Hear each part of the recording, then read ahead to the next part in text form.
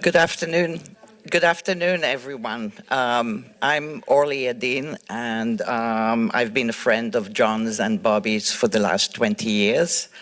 I'm going to do my best to steer this afternoon's celebration of John's life in a smooth and enjoyable way. Before we invite to the podium a range of friends and family of John's, make yourself comfortable. Sit comfortably, switch off your cell phones, and enjoy the wonderful 42-minute video that Bobby has prepared for us all today. Okay, thank you. And now we've switched to the video.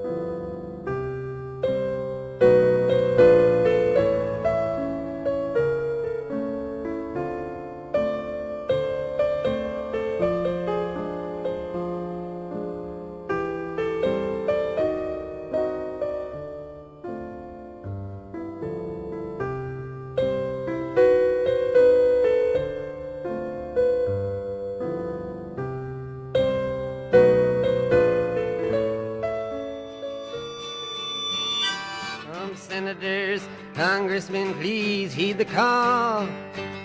Don't stand in the doorway, don't block up the hall, for he that gets hurt will be he who has stalled. The battle outside raging will soon shake your windows and rattle your walls, for the times they are a-changing.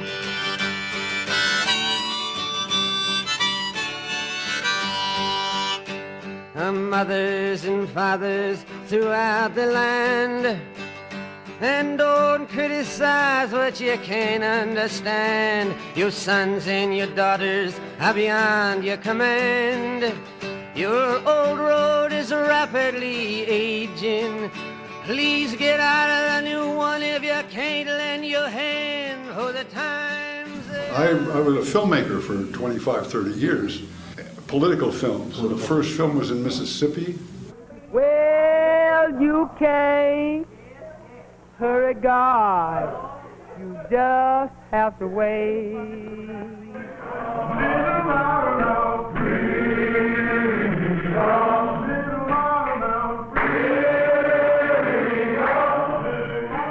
We have decided that we wouldn't wait forever on them to make up their minds about our money, and if they didn't do it within a week, we would be more than happy to come to Washington to pick up our check. And this is the place that we come for help. You could not see us in Mississippi. You could not hear us in Mississippi. They'll overcome someday. Through that film, ran into a bunch of guys in New York making films, and we gradually became a group called Newsreel, which had organizations all over the country, actually, in the late 60s.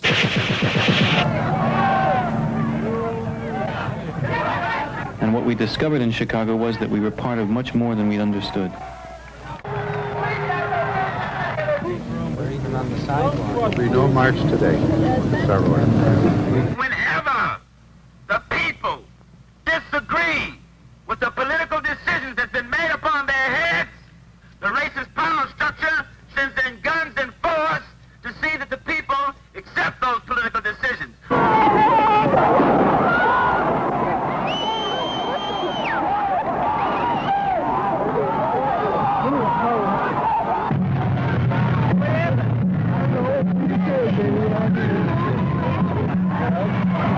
We focused on the fight for the park. But just as we didn't recruit the hundreds of street kids who showed up to fight the police, so we didn't organize or lead them. Under what circumstances did you go to Democratic Republic of Vietnam in 1969? DRV. Norm Fruchter and I were down in Putney rolling up the trims from film Summer '68 when we got a phone call from Dave Dellinger wondering if we would be interested in going to Vietnam with a delegation that was going to bring back 3 captured pilots. But we were being asked, because CBS would not film Ho Chi Minh without Walter Cronkite interviewing him. And the Vietnamese wanted somebody to just come film a statement to the American people. We said yes. When we arrived, they said, we're terribly sorry that Ho Chi Minh is not well enough to do the statement. And he died actually a month or so later. But they said, since you're here, perhaps you'd like to make a movie with us. We said, yes, we were thrilled, friggin' thrilled. So we traveled from Hanoi to the DMZ and back in about 2-3 weeks. We wanted people to feel the people's lives and why they were continuing to fight for their independence. What pops into your head is something that really struck you? Oh, well, for me is the sawing at the end of the film. And I ran out of film. You'd never seen anything like it.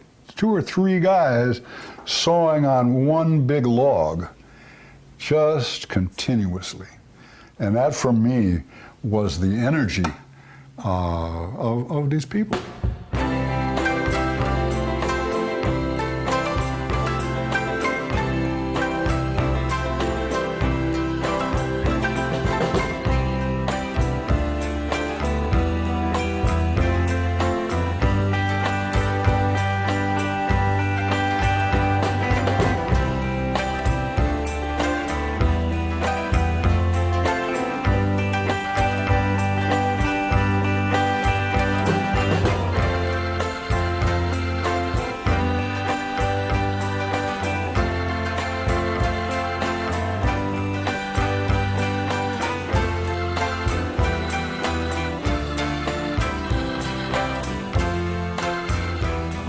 This is Cecil, who, 11 children, 41 grandchildren, ran the bulldozer at the dump down in Putney and played Santa Claus.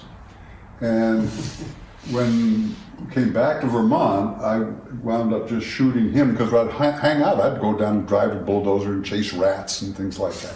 And we just went down and started filming with his family around Christmas time. And that film just sat in a can. And so 5 years, maybe 10 years later, I'm driving north and I happen to have a tape recorder with me.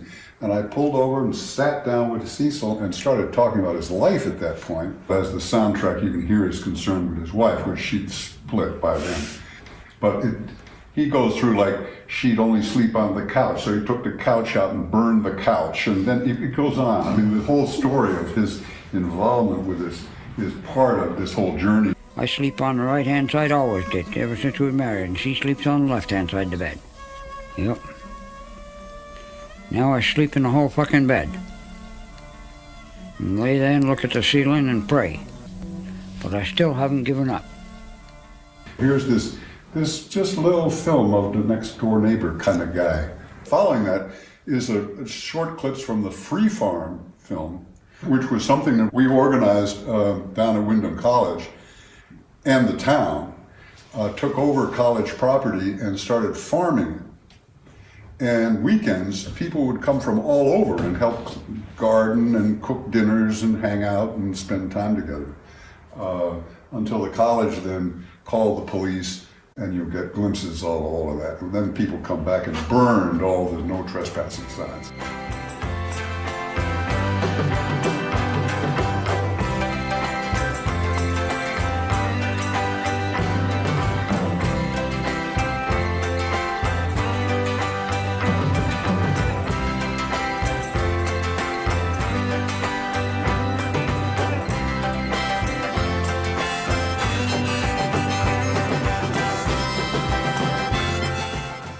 The last little bit is with Grace Paley. So there are 3 or 4 scenes from a 3.5-hour film. It was at Cannes in '75 when the Vietnam War ended. But I could never have said the things you said. I couldn't have even thought them. What I think of most of all is what that means for Leith. I hope so, because it would have to be a really fine place. He's got a black bear out in California, north of San Francisco.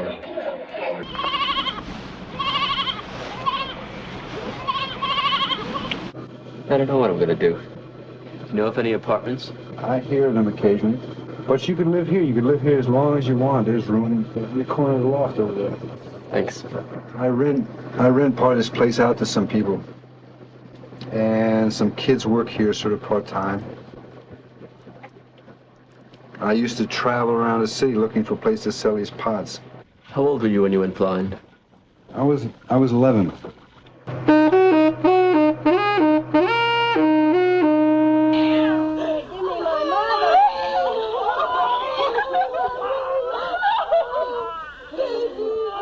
Filming it, this eye was in a viewfinder and everything was like focus and so forth. This eye was streaming tears down the side of my face. It was the first time ever that split as clear. It was remarkable. Breeze drifting on by, you know how I feel. It's a new dawn, it's a new day. It's a new life for me, yeah. It's a new dawn, it's a new day. It's a new life for me. Ooh, ooh, ooh. And I'm feeling good.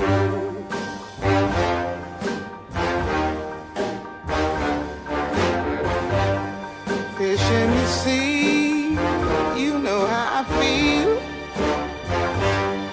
River running free, you know how I feel.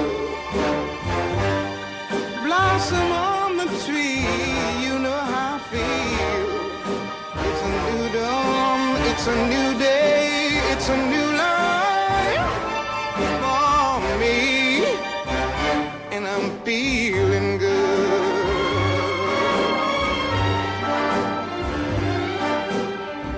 Dragonfly out in the sun, you know what I mean, don't you know? Butterflies all having fun, you know what I mean. Sleep in peace when day is done, that's what I mean. And this old world is a new world and a bold world for me. On June 5, 1983, Grenada's Prime Minister, Maurice Bishop, addressed an audience of some 3,000 people at Hunter College in New York City. Bishop was in the United States as part of his government's long-standing policy to normalize relations with the United States. The real reason for all of this hostility is because some perceive that what is happening in Grenada can lay the basis for a new socio-economic and political path of development.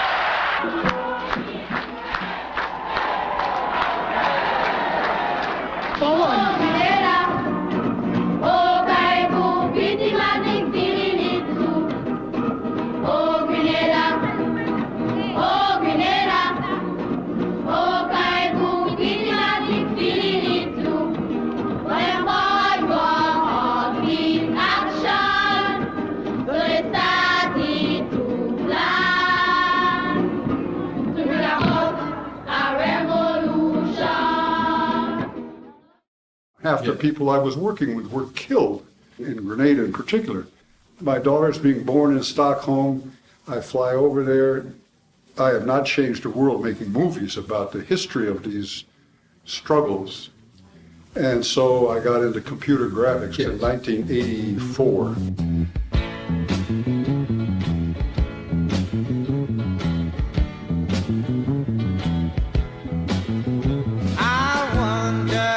How many times you've been had, and I wonder how many plans have gone bad. I wonder how many times you had sex, and I wonder, do you know who'll be next? I wonder,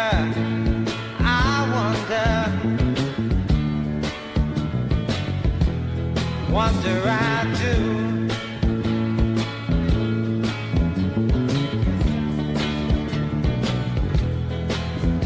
I wonder about the love you can't find, and I wonder about the loneliness that's mine. I wonder how much going have you got, and I wonder about your friends.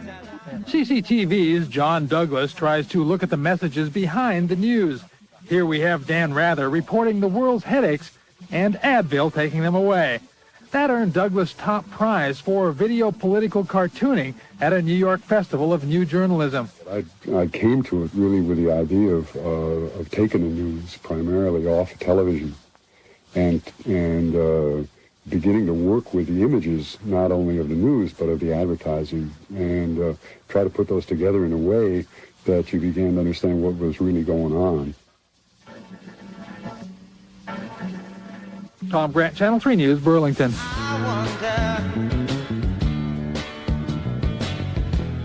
Wonder I do.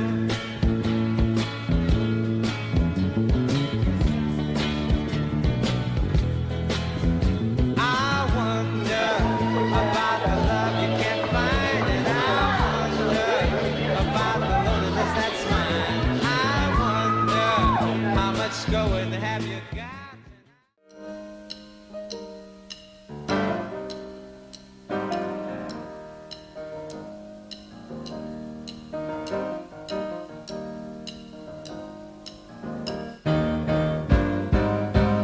Darling, you send me. Darling, you send me. Darling, you send me. Honest you do, honest you do, honest you do. Oh, you thrill me. Darling, you thrill me. Baby, you thrill me. Honest you do, honest you do, honest you do. At first, thought it was infatuation. Blue was black, turn up solo. Now I find myself wanting, I want you to marry me. Please take me home, yeah, you send me. Darling, you send me. Darling, you send me. Honest you do, honest you did, you know you did, you know you do now. You say you got everything it takes to win. And when you do the things you do, you know that you send me. Honest, you send me, baby, you send me. You're groovy, you're groovy. Ooh, you send me. I just need you to send me. It's longer, a silly melody longer. Just can't stand. Thrill, kill. Ooh, send me, baby. Send me, baby.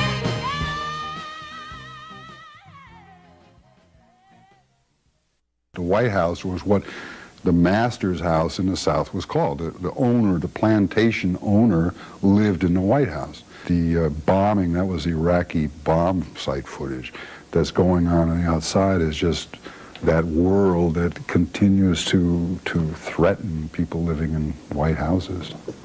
The flooding was just one more like a metaphor for what lies ahead in terms of change.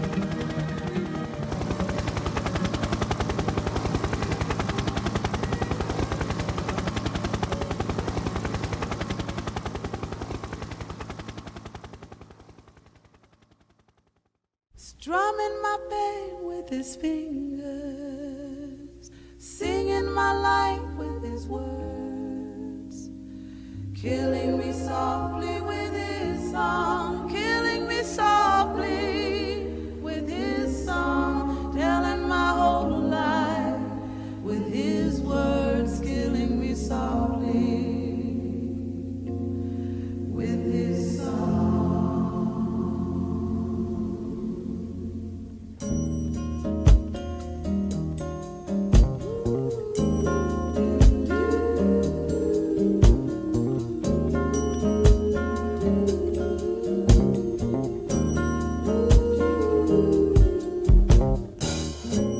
I heard he sang a good song. I heard he had a style. And so I came to see him to listen for a while. And there he was, this young boy, a stranger to my eyes, strumming my pain with his fingers, singing my life with his words, killing me softly with his song, killing me softly with his song, telling my whole life with his words, killing me softly with his song. I felt all flushed with fever, embarrassed by the crowd. I felt he found my letters and read each one out loud. I prayed that he would finish, but he just kept right on, strumming my pain with his fingers, singing my life with his words, killing me softly with his song, killing me softly with his song, telling my whole life with his words, killing me softly with his song.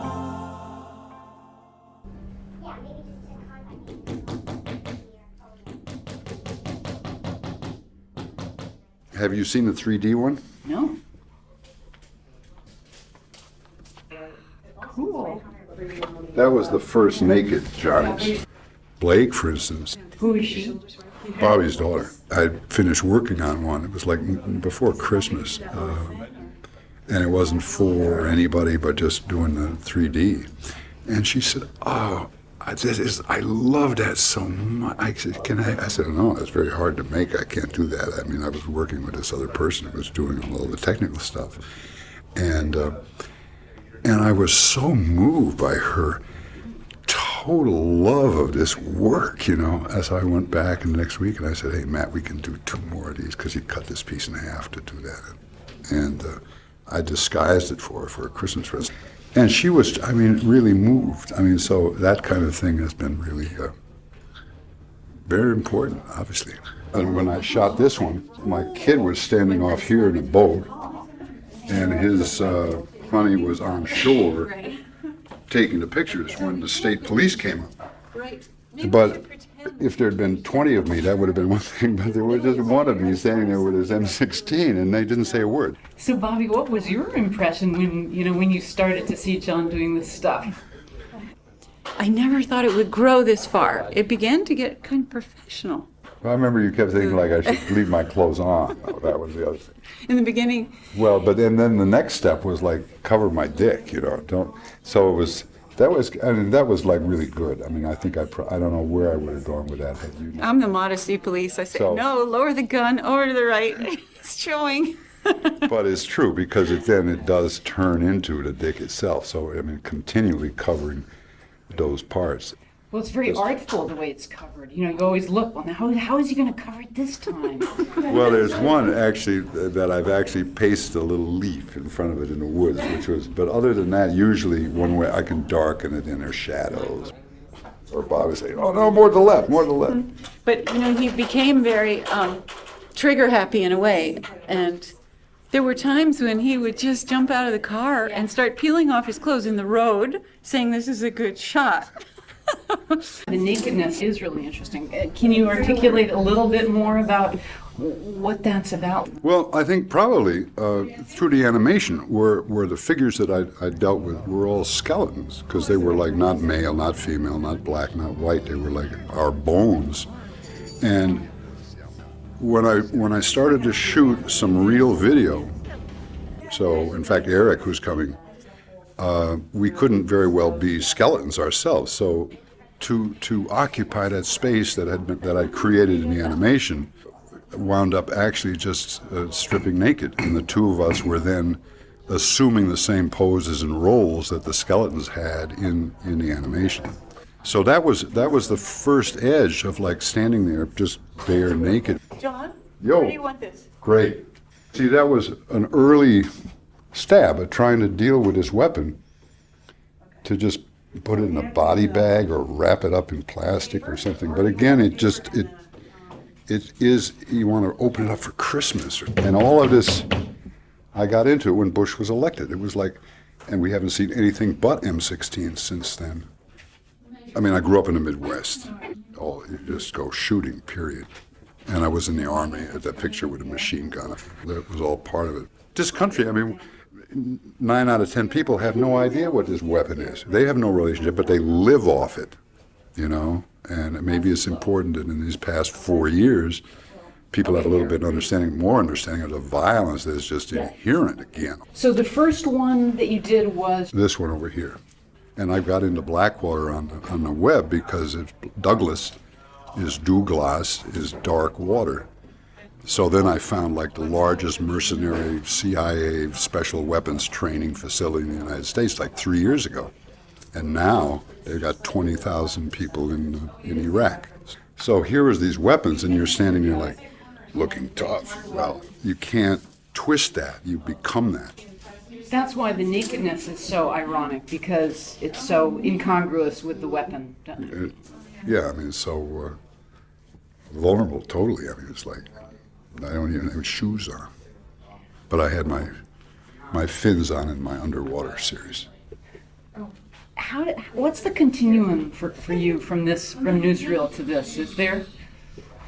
I was talking with someone the other day, and they said, it's fascinating, the work now is this totally introverted, me, and I also have to smile when you think of the Army, when you're talking about the Army of one. What are you setting your sights on? Just pick up the phone. You know, it's like how twisted that is. It became this very fluid. I mean, I say, oh, a TV, I'll do it. And I just set up the camera, and how could I get 6 people in 10 minutes to sit down and do a shot, you know, or 20 people out on that island? I mean, that would have been, when the pictures got a little bit larger, I needed someone to work the infrared actuator, because it would take a picture far enough away. But before, I really would just go off in the woods by myself. I haven't been able to get anybody else to do this. And I've done a number of people just sitting in the clothes, talking on the telephone, playing with their dog, holding a chainsaw, whatever it would be. So they have just 7 or whatever it is of themselves, just in different poses. Other people be fine. There's a certain coherence, a unity to this, obviously. Have you gotten any weirdness from it? Any paranoia from doing this stuff? Other than a Dodge minivan filled full of Christian ladies. When we were shooting the swamp picture, I was standing in the middle of the swamp, bare ass, and they stopped and asked for directions.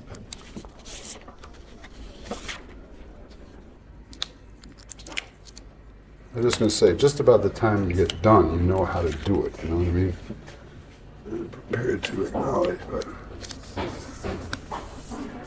I hope we so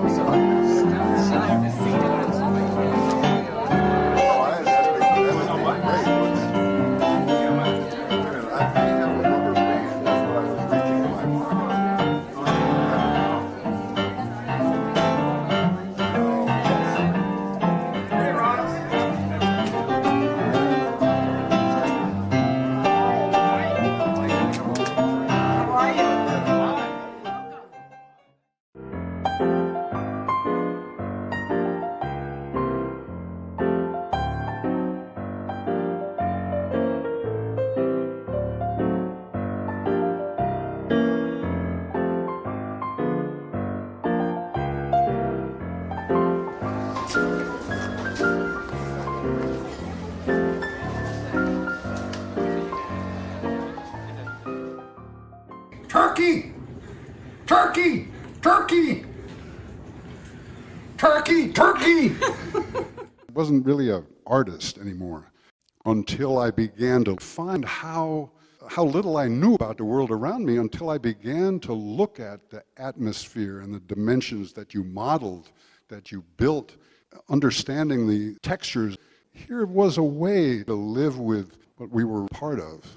We really need something else. We need another way to communicate, to think about how we get together and how we talk to one another. And rocks really became, I began to think that my son was a psychology, geology major. I remember thinking he could learn that how rocks think, actually.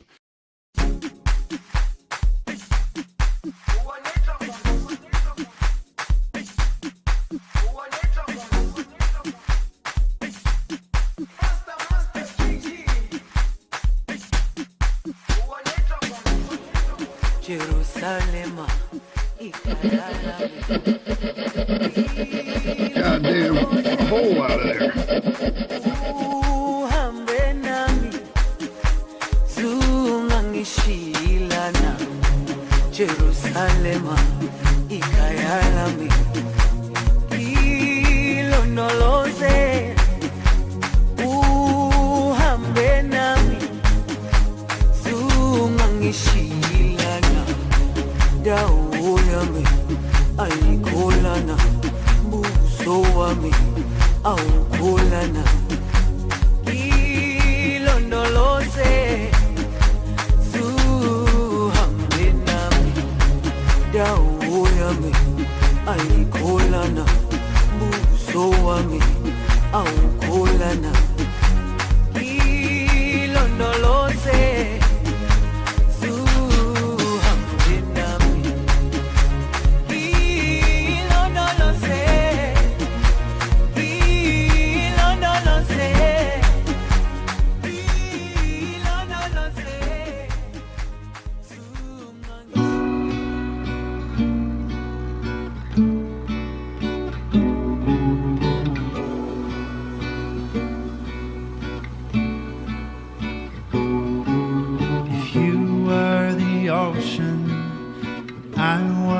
sun.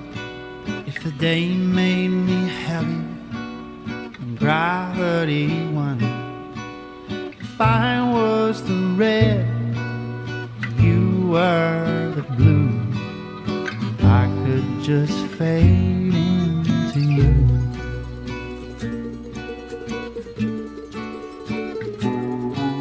If you were a window, if I was the rain, I'd pour myself out and wash off your pain. Dawo yami ayikholana, buso wami awukholana. Ilondoloze, zuhambe nami. Dawo yami ayikholana, buso wami awukholana. Ilondoloze,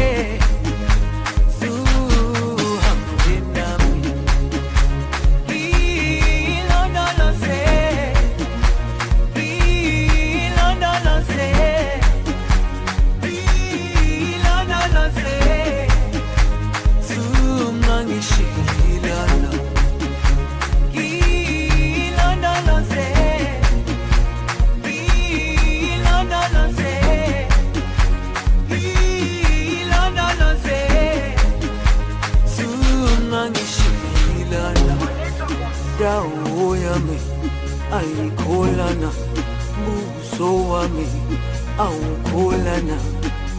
Ilondoloze, zuhambe nami. Dawo yami ayikholana, buso wami awukholana. Ilondoloze.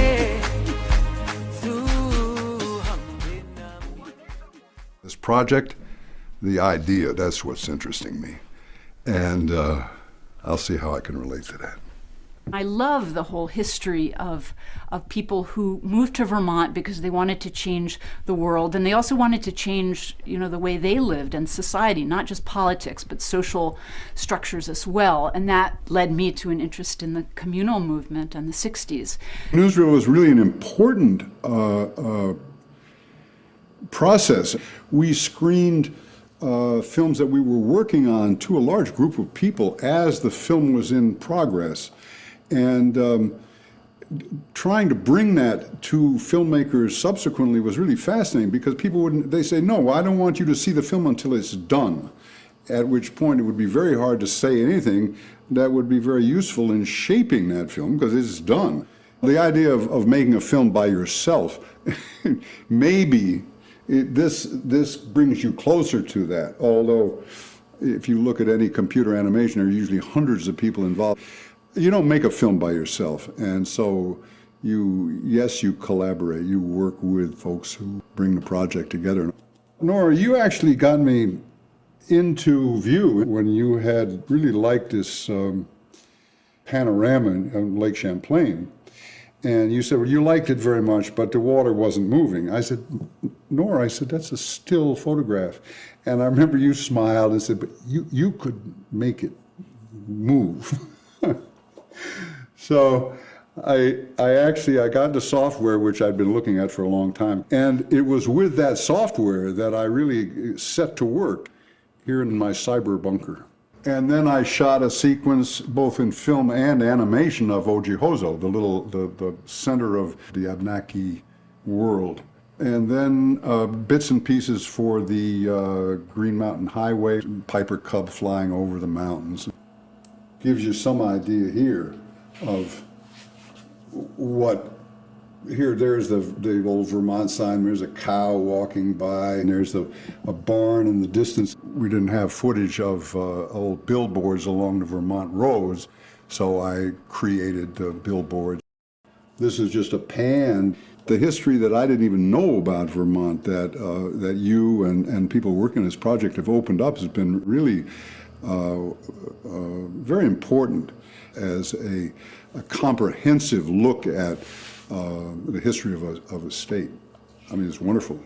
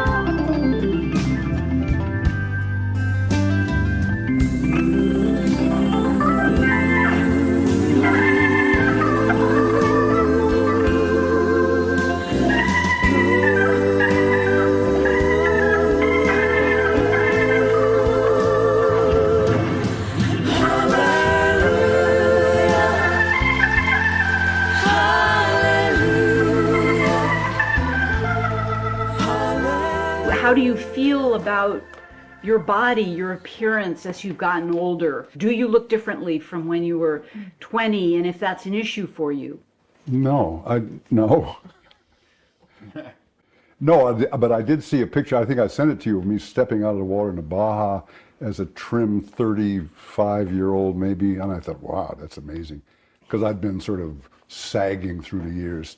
But when Pamela Paulson can say I have the most beautiful butt in the world at age 65, I think, hey, that's not so bad. I've lost track of that. I am an old guy, but I don't feel that way, and that's what's weird.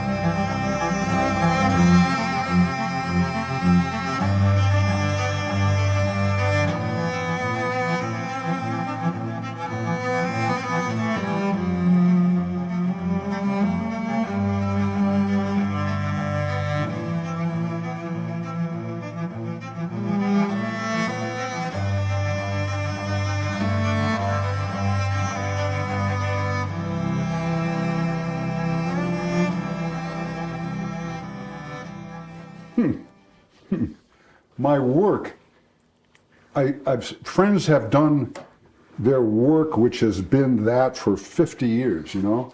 And I say, wow, there's a body of work. Well, I don't have that. It's been a little of this, a little of that for all those years. And fortunately, I take it to a point where it's like, that's pretty good, you know? And I said, enough of that. And then I move off in another direction.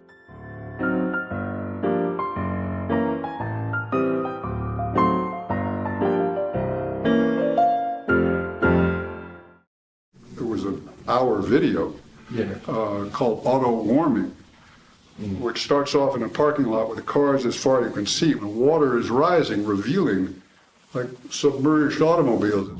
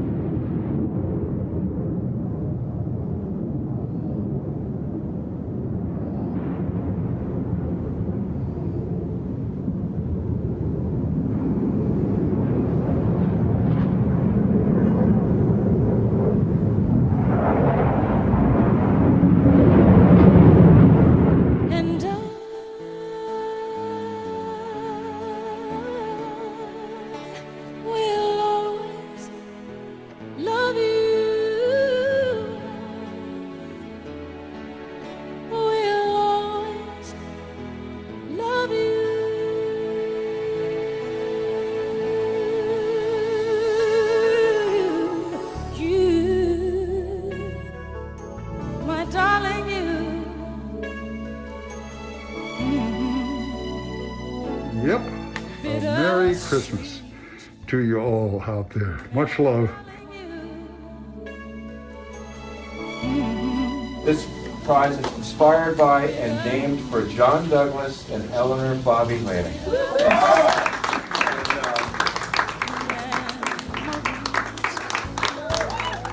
That is all I'm taking with me. So goodbye. Please don't cry. We both know I'm not what you need. And I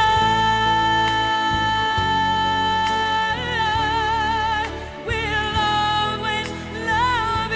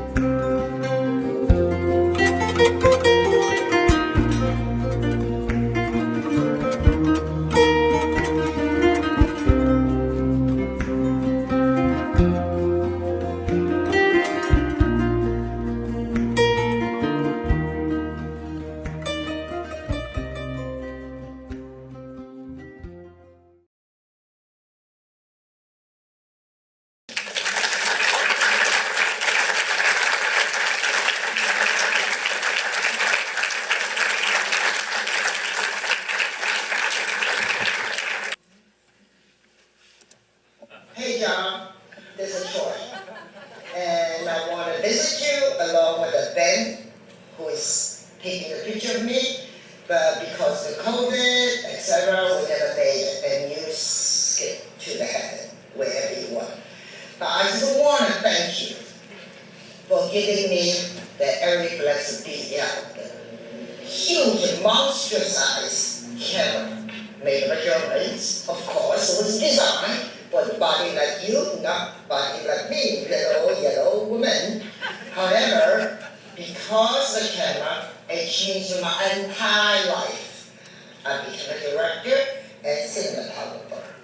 And with the camera, I went to Africa, all over China, Latin America, believe it or not, even North Korea.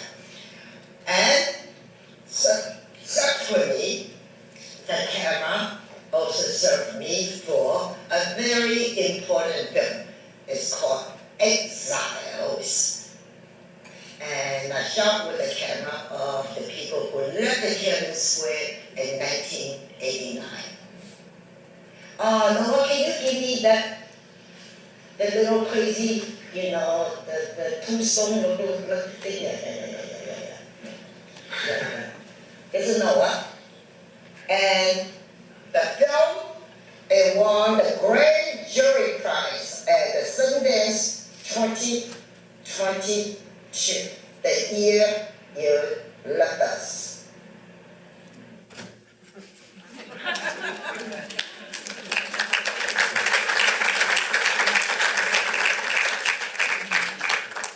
Can I ask Maya to come to the podium, please?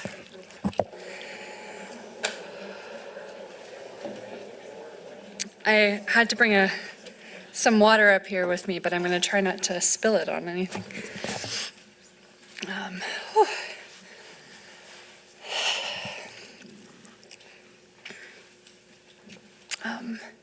Gosh, that video, that really got me.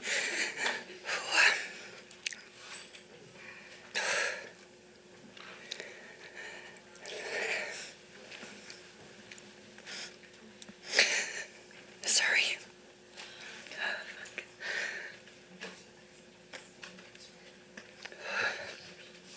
Okay. Thank you all for being here. I'm going to pull it together, don't worry. Okay. During the last bit of Dad's life, he was so lucky to have realized what a full life he'd had and lived. I pull it together. But Bobby, thank you. You really made that possible through the book that you made. There will be clapping in a moment. I have to just round it off with one thing. You gave him the gift of remembering so many moments over 80 plus years, sharing so many stories and conversations as we all together tried to make sense of everything. The sequence of events, the impossible number of details that are in that book about everything. And that was such an incredible journey for us to go through. And so now I'd like to thank you for that.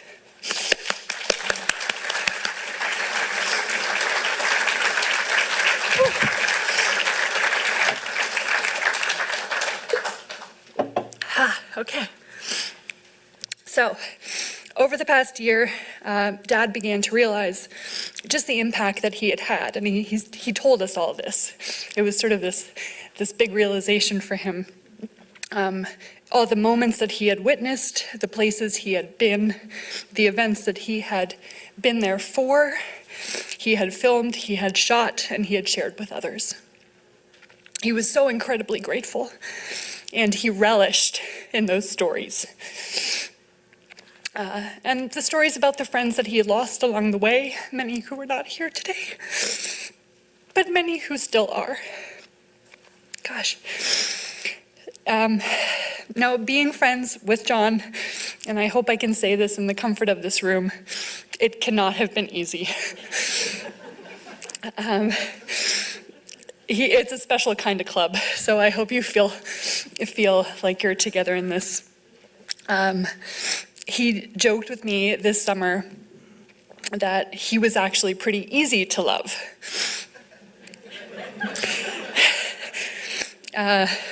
And I, jokingly responded that he just didn't love back in a very easy way.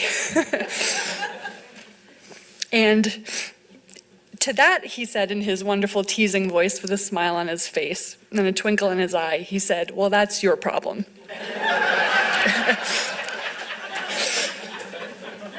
Oh. So, to stay friends with John, there had to have been some kind of unique connection. For some of us, it's blood, and for some of us, it's family, whether that's genetic or not. For many of you in the room, it was mutual respect, love, a common purpose, or even fascination with something. And maybe you didn't agree on everything, but at some point he heard you. He had connected with you, and he'd really heard what you said, despite his terrible hearing. And this past summer, he shared with me over dinner, a story that I've heard, and many of us have heard many times, but it hit me a bit differently, and I'd like to share it with you and encourage you to think of a moment that maybe was similar for you. Not with me, obviously, but with John. When I was 5 years old, or as Dad would say, about yay high, I confronted him about his tone with me,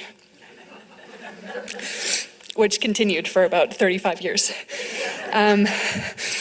But it was out in Charlotte, out at the big table, and Dad had raised his voice with me. He'd yelled at me about something, and to his surprise, I didn't run away or cry, but I climbed up onto that big chair that sat at the front of the table to the point where I could look him straight in the eye, and I said to him, "I am so small, and you are so big, and when you yell at me, it's very scary."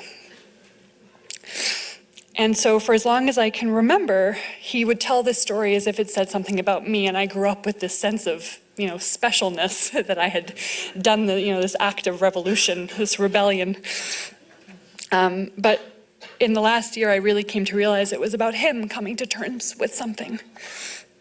And this had happened over 30 years ago, but he really seemed to be dealing with the fact, this very hard fact, that sometimes he would impact people, not in the way that he intended to, not in the way that he wanted. And this is not an apology for John in any way, or any kind of explanation for his outrageous or difficult behavior. But it's really a reminder of just how human he was. This lion of a man.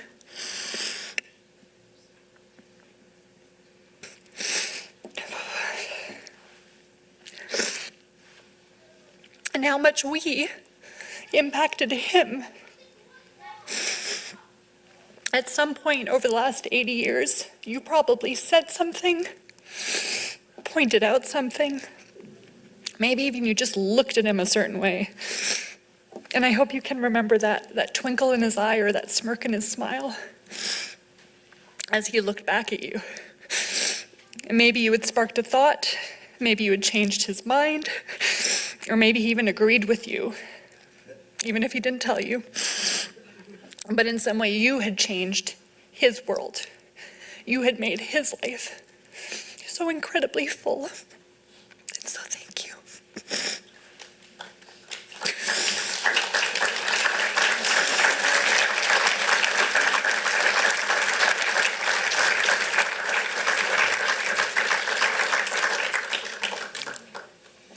Could I ask, is Bob Douglas here?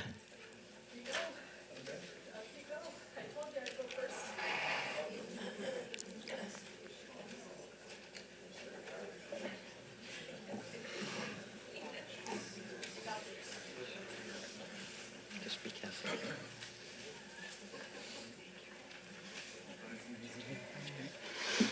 Can everybody hear me okay? Okay? No? How can we do better than that? How are we doing now? No? No? How's that? Okay? Okay now? All right. All right. Yeah, I was told I was going to do this just a short time ago, but I'm happy to do so. I've been associated with my brother for quite a few years. A little over 80 to be exact. And the first time, if you could say, what do you remember about your brother? I can quite clearly recall a Christmas morning in my folks' room playing with Johnny's new fire truck, too long. And he snuck up behind me and bit me in the rump. That's maybe on the bad side, but that's my first recollection. But we were on the same frequency for quite a while. He became one of my crew members, with another friend of mine when I took a little 45-foot catch I had. This was in 1959, down the inland waterway to Miami and then across the Bahamas to Little Farmer's Key in the Exumas. So he was a kindred spirit in a lot of ways, and he became my largest contributor in the way of photographs of my vessel that I built at Harvey Gamage's in 1964. He was there at the launching, and he took pictures of it. That was the 15th of February. He came down on the trip from the shipyard to the vineyard on the 12th of July and produced a lot of photographs. We had a rough night that night. We picked up northeast winds of almost 40 knots, but he was a good shipmate. And then he proceeded to get interested in the operation of the boat and took some of the finest photographs that have been taken. And if anybody's a photographer, you got to know you got to have many things working for you. You got to have a good boat, an operator. You got to have suitable weather conditions, which include wind and light, and to get into the head of the photographer, because I've always thought that lured bow shots with the vessel backlit, and we produced some fine ones of those.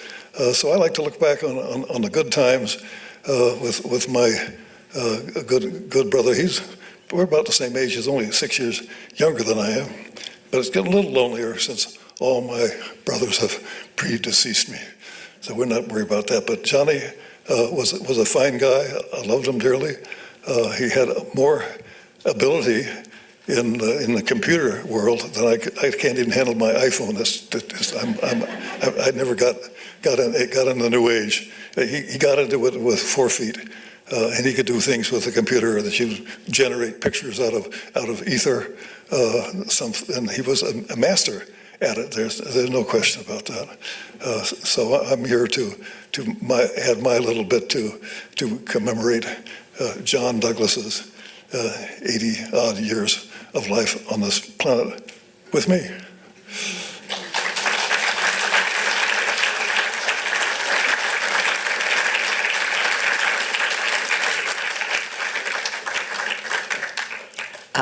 Paul, would you like to come to say a few words? Paul McIsaac.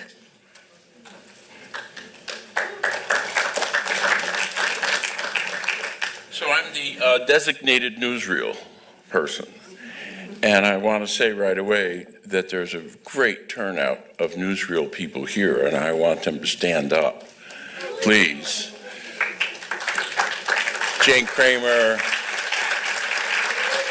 Rachel. Anybody I'm missing in the back? So, and that's about John the Radical. And I want to speak to that because that's my job from newsreel. That's what we would do. We'd show a film and then we pitch you the politics. I think one thing to remember is that, as we just saw with Bob, John was born into a very wealthy family. I mean, can you think of anything that was more iconic to America than Quaker Oats? Remember well, it's still out there, Quaker Oats. This is a family with senators and secretaries of Air Force, I think it was, yeah. I mean, and so John was sent to Andover, and he was sent to Harvard. He was tracked to Harvard, and we know what that is. You're being tracked to be the elite. You're being tracked to run the country. And he rejected that, and he dropped out. He didn't just drop out to be an artist, which he did, of course. He dropped out and became, as they said about FDR, a class traitor. John was a class traitor. His films, in the wonderful film that Bobby did, his films were not about some, story that somebody made. His films were about people who were poor, whose rights needed to be defended. His films were about the war in Vietnam, his films, even the playful gun stuff in the end, we all understand, is really about this culture. He was a radical, and he had a very deep analysis of capitalism and all of its ramifications. The other thing I think that's important about John, you saw here a moment of him teaching as a filmmaker, teaching, mentoring, I think is a better word. And it strikes me that that's something that we don't really know enough about that he did. And his mentoring, and his leadership, which he never played that role. He never saw himself. I mean, those of you who were part of Free Vermont, for instance, you would get the impression that he made a couple of films about it, but he was really deeply involved with others, many of, I'm sure, are here, in developing that. And what was the outcome? I'd like to propose that Bernie Sanders would never have been elected in this town without that movement, the Free Vermont movement. It radicalized the state to a great extent. And he sort of doesn't get credit for that in that sense, that he's an organizer. So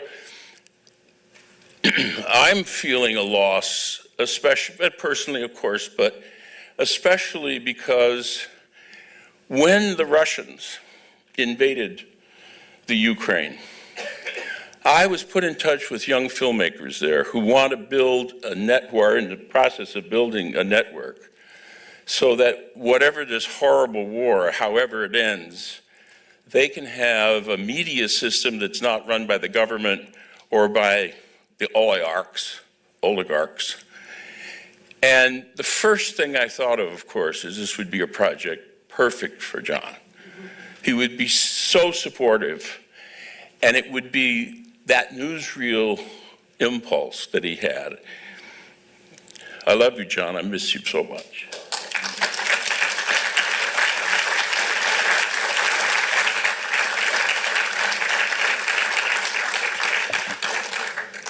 Nora Jacobson.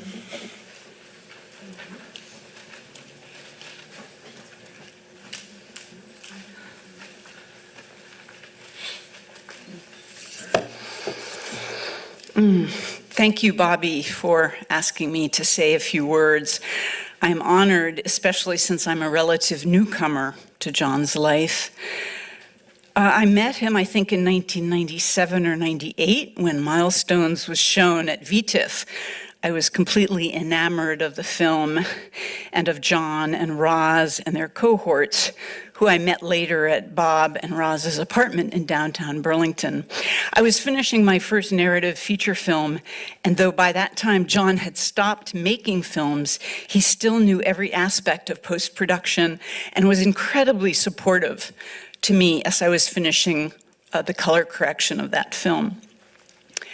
So, as a person who is kind of on the tail end of what we call the counterculture, being a touch younger than those who I thought really participated in communal life, I loved it so much. And when we started talking about making a collaborative movie about Vermont, I remember going to his cabin in Charlotte and asking him to join our group. This was, I think, 2007. And somehow John agreed to work with us, I think perhaps because our relationship was founded on a kind of continuum between John's filmmaking activities and newsreel Milestones and the Vermont movie. He was intrigued, I think, by what we were doing, partly because, he was making his life in Vermont, but I think also as much by the collaborative aspect of this. The Vermont movie, as perhaps many of you know, is a 6-part series, is a 6-part series about Vermont, created collectively by 20 to 30 Vermont filmmakers, and then many more musicians, technicians, and all sorts of other people. He did not shoot anything for this, but he fabricated these amazing 3D animations for certain episodes, and you saw some of them in the wonderful film that Bobby put together. So I knew that my section of the Vermont movie, I wanted it to be about the counterculture in Vermont. And so, of course, it starred John and Carl Oglesby of SDS, but mainly John. And I learned a lot about John and his history, both personal and filmmaking, through making that section. By the time John became involved with the Vermont movie, as you know, he had already stopped being a filmmaker. It didn't occur to me to ask him why. Maybe because I was so enchanted by his 3D animation and saw how useful it would be in the Vermont movie. Of course, I knew he'd been a potter and solo artist before becoming a filmmaker. I found out pretty recently, though, that I think Bobby told me that he had become disenchanted with filmmaking after the Grenada film. And I really wondered about that, why that was, because, I'm just a filmmaker through and through. I couldn't quite understand why he would want to stop making movies. But I think it was because his filmmaking was very much activist. It was not personal filmmaking. It was filmmaking for a cause, except, I suppose, Milestone and ICE would be the exception to that. And then when the coup happened, when Bishop was assassinated, I think he became so disillusioned. He had just finished shooting this film. And I can imagine him thinking, what is the good of making films to change the world when this happens, when this still continues to happen? And so he retreated, although I don't think retreat is quite the right word. He went back to personal art making. And of course, his personal art is incredibly political, but it's also very, very personal. And I think perhaps, it's as powerful, if not more, than the films. And I just adore his film, The White House. It's probably one of my favorite works of his because it's so intensely political and personal. One little thing, and I was thinking about this when Maya was speaking about John's personality, and so just one funny little thing was when he very generously, he had seen in my editing room for the Vermont movie all these hundreds of external hard drives scattered everywhere that held all the pieces of the Vermont movie. And he said, well, this is untenable, this is ridiculous. And you can't have all these hundreds of drives everywhere. And so he asked Matt Strauss to help him create a drive for me where we could put all of the Vermont movie. And that was this 23 terabyte Promise drive. And, I copied every bit of the Vermont movie onto this drive. And then in the credits, I wasn't quite sure how to thank him for that.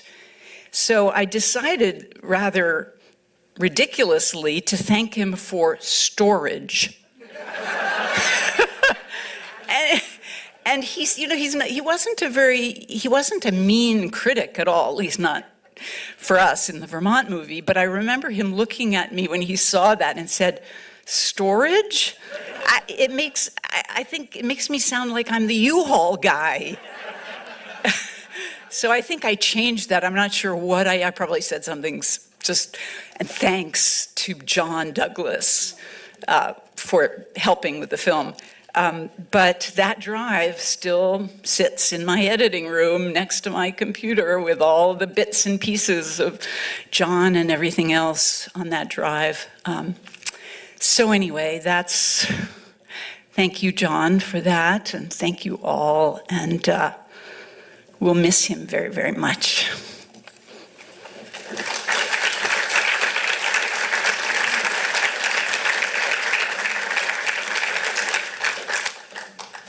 And I hope those 23 terabytes are backed up somewhere else.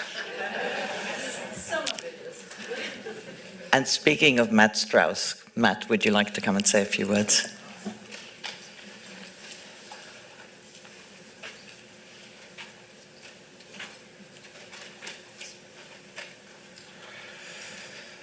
It's been a minute since I've been in front of people, so please bear with me. So John's been a huge part of my life for over 30 years. I mean, we met in the late 80s, and actually I believe it was Lauren Glenn and CCTV folks who introduced me to John originally. And we hit it off pretty much immediately because we had a mutual love of making images with computers at that time. And we kind of had a parallel journey, I guess you could say, working with video, working with computers and making images.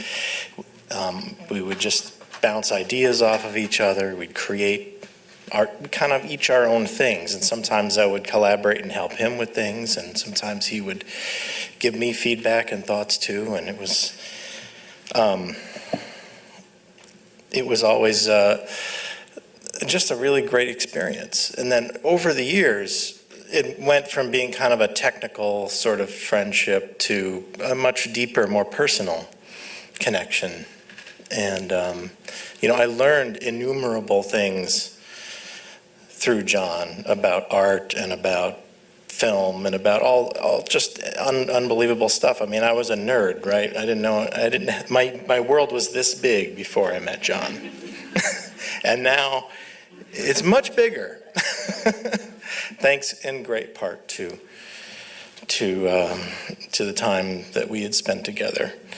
John would say, through the decades, through the years, thank you to me. And I'd say to him, thank you through the decades and through the years for all those memories and those moments and those times. And,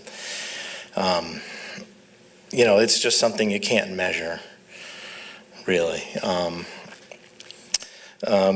One thing that I always really liked about him was the continuous evolution and learning, always learning something new, always trying something new. When we first started out, working with video stuff in a certain way, and when editing went digital, learning about that, and then getting into printing, and then doing special funky things like the 3D lenticular prints, and we kind of went on this little trail into the world of different ways to make stuff. So anyway, it was I really miss him. And that Bobby, the film you put together, was really fantastic. It just got me. Really, really did. The piece at the end, the river mouth, I mean, it just says so much to me personally about him. So anyway, I'm honored to be here and to share my thoughts with you. And John, we love you and we miss you. Thank you.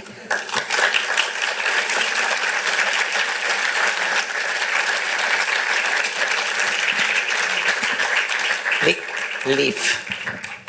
And after Leaf, we'll open it to anyone who wants to speak. Hey, you folks. Certainly not an occasion I'm comfortable doing, because it's, sort of really accepting the passing of my dad. That amazing guy here. And I guess that's really what I'm going to want to begin with, is how amazing all of you are. Obviously, just to know him. And as Maya touched upon, definitely challenging character, and to be able to continue, it only made that grow.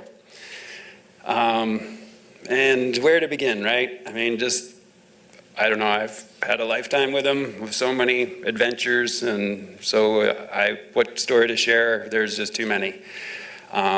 But we did hear, his passion for, human rights, civil rights, and just, passion for people.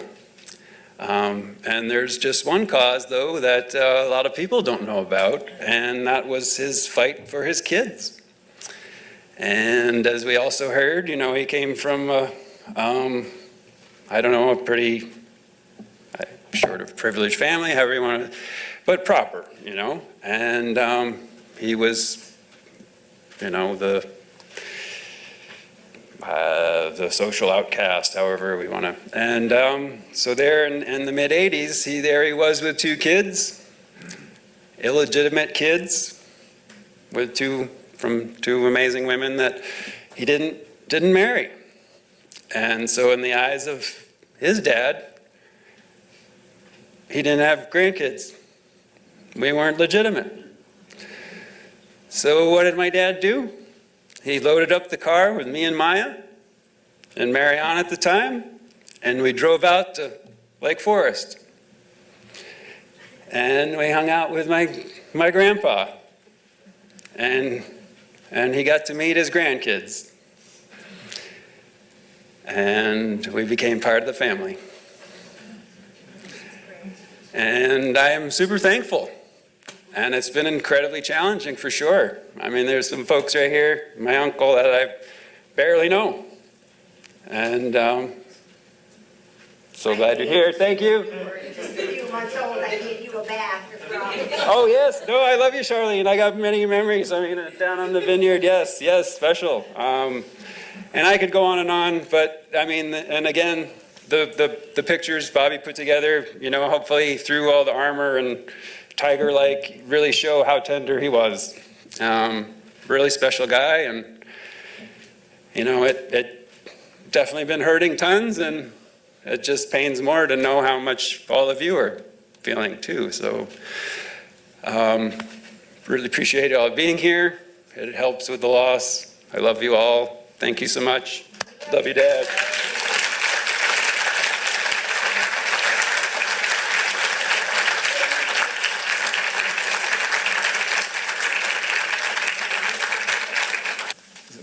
Hi. Hi. I'm so glad to be here. My name is Rico Spate, and I met John when he was working on what we've now come to understand was the time when he changed from doing political filmmaking. I worked on the Grenada film.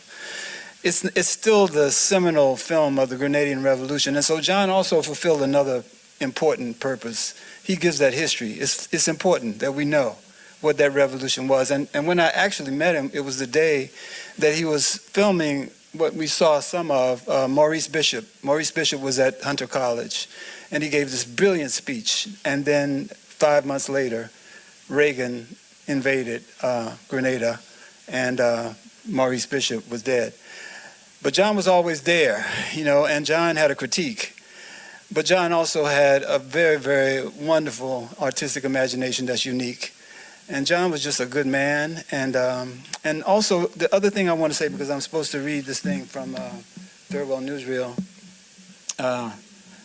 because John, the newsreel that John was a part of was started something that didn't end with that. So what was newsreel became Third World Newsreel now. So by the time it got to Chris Choi, and then it still exists.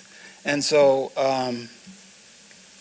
J.T. Takagi wanted me to read this for her. J.T. Takagi is now the interim executive director of Third World Newsreel. And so she says, I'm going to be part of it. She says that she's a part of a newer generation of folks of Third World Newsreel.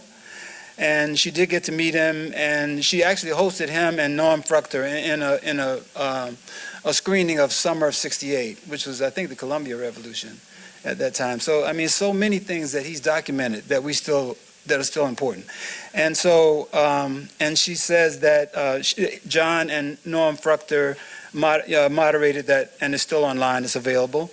And she knew him, she knew that he was a co-founder of Third World Newsreel, that he was a slightly crazy filmmaker who was kind enough to let us have his Arriflex camera and later a flatbed Moviola editing machine, which like 10 of us were recruited to literally carry down the stairs from the loft onto a truck to bring to Third World Newsreel. So he was so supportive of everything, and also in my own work. And I was like, I only came on the Grenada film for post and for distribution, but it was so important. So I know my minute is up, but I just wanted to say that, and I've said this for JT, so you can tell her that I read this statement. Okay.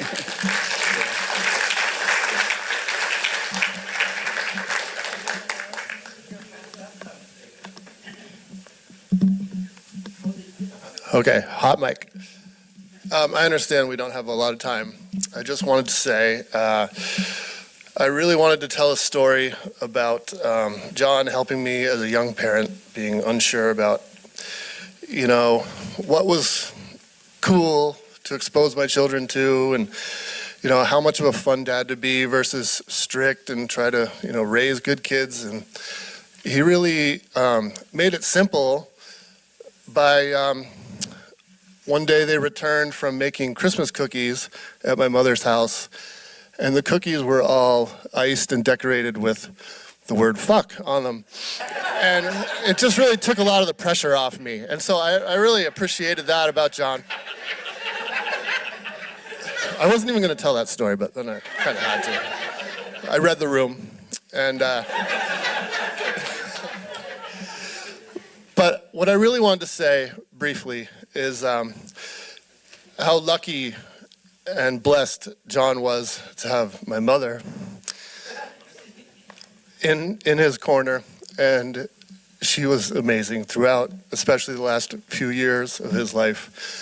Because John, as many of you know, did not have an easy ride towards the end, and she was so supportive with all the visits to doctors and just really being a good partner and teammate. And I wouldn't let myself sleep tonight if I hadn't made sure that I said that. So thank you all very much.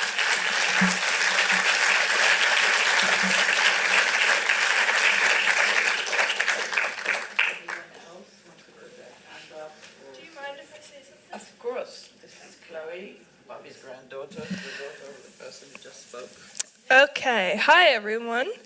So I'm only 18, so I don't know much about his life before I was born. But what I do know is that we have a lot of memories together, and I have other grandparents besides my grandma and him, but we have done so many fun things together, and really, I don't know if this sounds weird, but we were like best friends, best buds, just hanging out all the time. We had a secret hideout, which we had a pact not to talk about, but I think he'd be okay with me talking about that. But, and like you saw in the video, he would blow me and my sister up with fake bombs and put us in green suits and edit us like the sky. But I'm so glad that I'm able to look back on all those videos and all those pictures and all those memories and say that I had the coolest grandpa ever. And even though we're technically not related by blood, it never mattered. And that's all I'll say, but I miss him every day and I love him so much.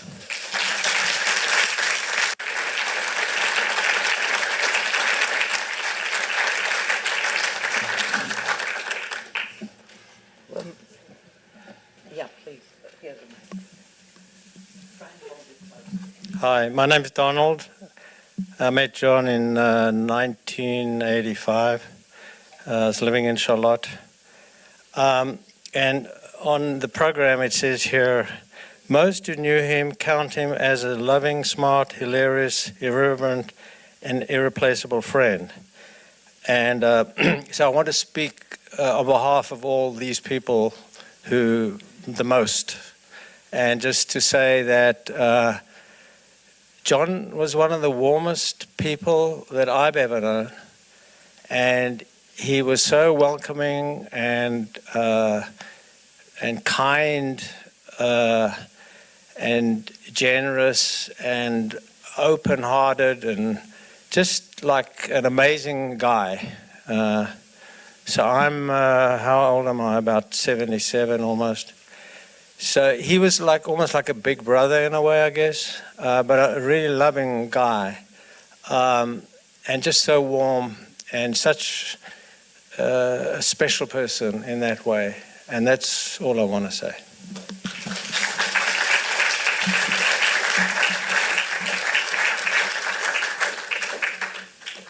I'm Ella. I'm another one of John's granddaughters, and I just want to say thank you guys for coming. I know he would have loved this and thought the movie was really cool, but I just wanted to kind of reiterate how special he was to have as a grandfather like Chloe did. Because they're my only grandparents that live close by, we spent a lot of time together, and throughout that he kind of became like a best friend, and kind of like the cool grandfather, someone that you'd hang out with at Christmas, and would just kind of, I don't know. He was just, he kind of felt like a cousin to Chloe and I. And growing up, he just has, obviously, like my dad said, taught me a lot of things. And just helped me kind of, he's definitely shaped my humor a little bit and taught me so many lessons, and shared with me so many cool stories from him growing up, and just taught me how big the world is and how much there is to learn and to do.